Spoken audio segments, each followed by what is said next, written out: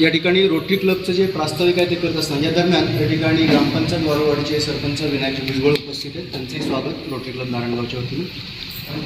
प्रास्ताविक करत असताना रोटरी क्लबची भूमिका मांडत असताना आत्ता रोटेरियन अमित यांनी जे महत्त्वाचा मुद्दा मांडला आहे तो म्हणजे सेवा कर्मचारी.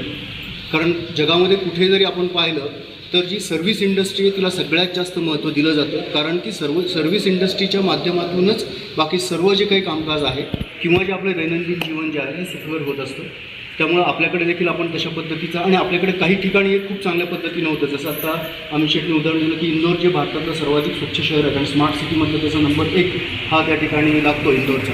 पण ते काही कायापालट जो झाला आहे तो 1-2 वर्षामध्ये झालेला नाही. किंवा आपल्याला पण कल्पना आहे सगळ्यांना की सुरत हे जे शहर एकेकाळी तिथं प्लेग माजला होता की ज्यावेळेला जगातनं प्लेग हद्दपार झाला पण सुरतमध्ये प्लेग माजला आणि त्याच्यानंतर मात्र सुरतचा जो काही कायापालट झाला तो अप्रतिम होता.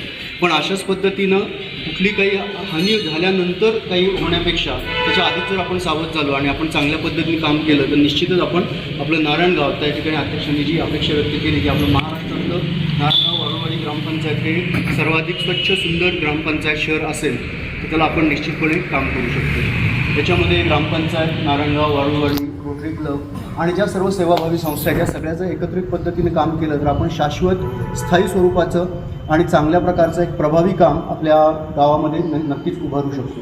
आणि तशा प्रकारचे प्रोजेक्ट्स ग्रामपंचायतीकडे पण आहेत, क्लबकडे पण आहेत. आपल्याला अजून बाकी सेवाभावी संस्थांकडनं पण ते प्रोजेक्ट्स मिळू शकतील, ज्येष्ठ नागरिक संघाकडनं मिळू शकतील.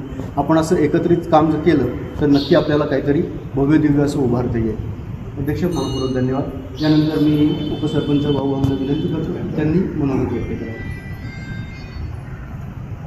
आजच्या रोटरी क्लबच्या कार्यक्रमाच्या निमित्ताने जे खरोखर नारायणगावच्या आरोग्याचं सातत्याने भान ठेवतात त्या लोकांसाठी आजचा कार्यक्रम आयोजित केला. त्याबद्दल जे नवीन अध्यक्ष झाले त्यांचं मनापासूनचं आणि संपूर्ण रोटरीचं मनापासूनचं अभिनंदन करतो. नंतर गेल्या अनेक वर्षापासून रोटरी क्लबच्या माध्यमातून सातत्याने नवनवीन प्रयोग आणि नवनवीन प्रोजेक्ट आपण राबवायचं काम रोटरी क्लबच्या माध्यमातून नारायणगाव आणि परिसरामध्ये होत असतं आणि निश्चित स्वरूपात सेवाभावी ज्या वृत्तीने काम करतो. आम्हाला जरी कुठंतरी पद मिळत असतं, आम्हाला मोठेपणा मिळतो म्हणून आम्ही काम करतो. पण रोटरी क्लब असेल, ही संस्था, लायन्स क्लब असतील, या संस्था, या बाकीच्या संस्था मात्र सातत्याने सेवा द्यायची ह्या उद्देशानेच ती काम करत असतात. आणि म्हणून खरं तर हे वेगळेपण आहे आणि हे वेगळेपण निश्चित स्वरूपात आजच्या या कार्यक्रमातून सुद्धा सातत्याने दिसते. अमित शेट्टी खरं तर अनेक गोष्टी आपल्याला मार्गदर्शक म्हणून आता निश्चित स्वरूपात मांडल्यात, सांगितल्यात आणि अनेक वेळा त्यांनी ह्या गोष्टीची चर्चासुद्धा माझ्याबरोबर केलेली आहे. अनेक वेळा प्लॅस्टिक बंदीचा विषय होत असताना प्लॅस्टिक वेगळं करणं, वर्गीकरण करणं किंवा कचऱ्याच्या ज्या समस्या आता आपल्या सगळ्या रस्त्यावर आहे त्या माध्यमातून सातत्याने अमित शेट्टी बरोबर चर्चा होत असताना खरं तर अमित शेठ मी सुद्धा 2-3 वेळा जेजुरी ग्रामपंचायतमध्ये सुद्धा मी तो प्रोजेक्ट जाऊन पाहिला होता की जेजुरीमध्ये प्लॅस्टिक वेगळं करतात. प्लॅस्टिकच्या माध्यमात जसं अमित शेठ म्हणतात की ग्रामपंचायतच्या माध्यमातून काही देता येते तर ते देतात जेजुरी याला नगरपालिकेच्या माध्यमातून. त्याचबरोबर मेटल वेगळं करतात. ते अजून जे घनकचरा व्यवस्थापन आहे त्याच्यामध्ये जे घटक आहे प्लॅस्टिकच्या बाटल्या वेगळ्या करतात आणि ह्या माध्यमातून एक आदर्शवत प्रोजेक्ट तिथं जेजुरीमध्ये सुद्धा चालू आहे. मी खरं तर तोही पाहून आलो होतो. घनकचऱ्याच्या माध्यमातून जर आपण आत्ता जसं आम्ही शेट्टी सांगितलं की आपल्याला जिल्हा परिषदच्या माध्यमातून तर मी पहिल्या दिवशी जिल्हा परिषद सदस्यांच्या माध्यमातून गेलो असताना मी त्यांना तेच विचारलं तर जर आमच्याकडं आमची व्यक्तिगत जागा आहे नारायणगाव आणि ग्रामपंचायत दोन्ही ग्रामपंचायतीकडे आणि आमची घनता ही मला वाटतं ग्रामीण भागात सगळ्यात जास्त असेल.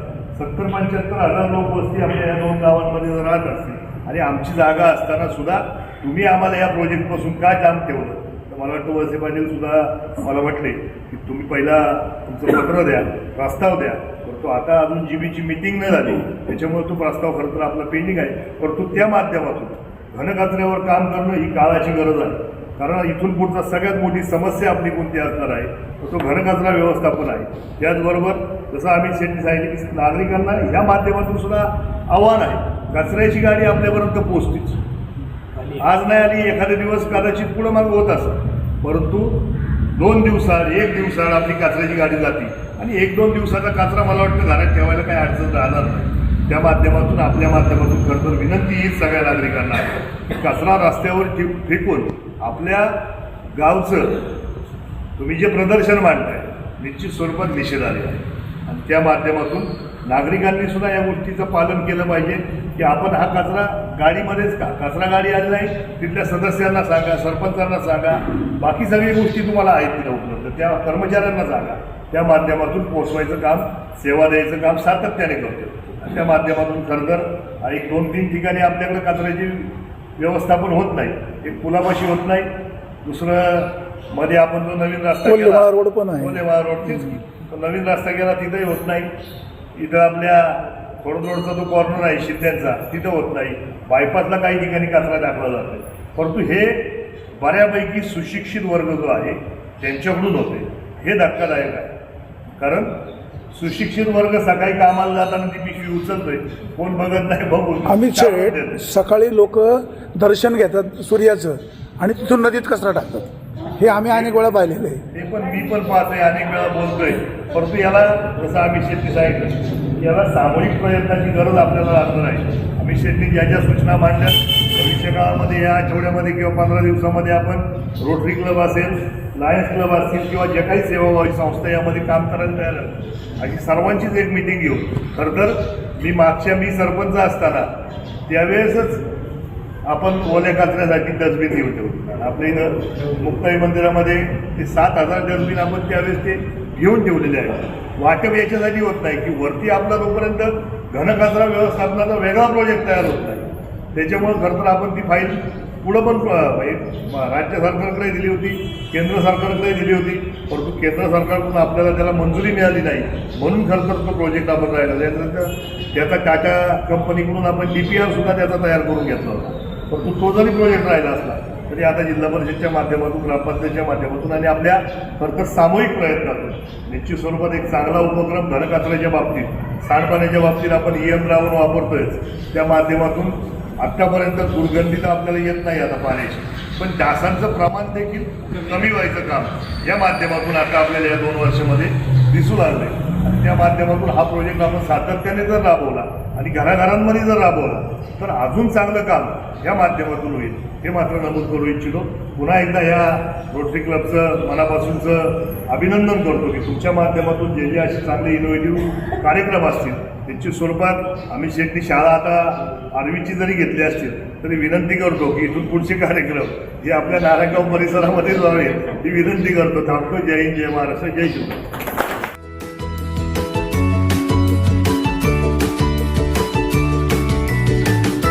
बातम्या शेतीच्या, बातम्या मातीच्या,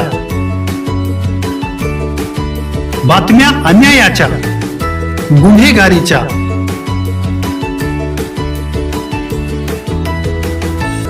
राजकारणाच्या आणि समाजकारणाच्या,